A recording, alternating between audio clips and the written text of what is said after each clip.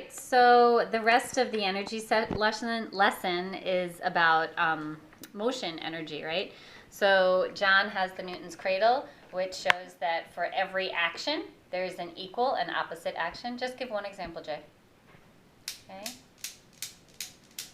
And then quick stop it, and then you can show another example. So you guys can explain this. How to explain it is written in a little more detail in the lesson. So you can do it with 1, 2, 3, or 4. That's fine.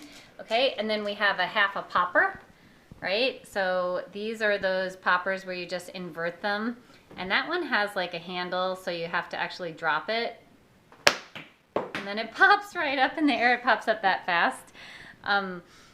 So that's all about potential energy turning into kinetic energy. The work that it takes to invert the popper creates potential energy. And the same thing here, this penguin popper, the work that it takes to pop the ball in creates potential energy. And then when you squeeze it, it turns that potential energy into kinetic energy. And then the last one is this rail twirler, which, as I wrote in the lesson, has way too much science to explain all of it. John, slow down.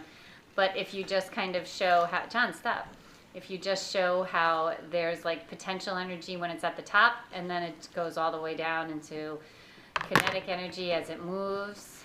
And I wrote a little more down in the lesson about exactly how to explain that. So I would suggest demonstrating the Newton's cradle, and then going ahead and moving on to the pendulum catch, and then moving on to the toys as demonstrations before the kids, after everything's been demonstrated, then the kids can have a chance to play with the toys, which are actually all about science.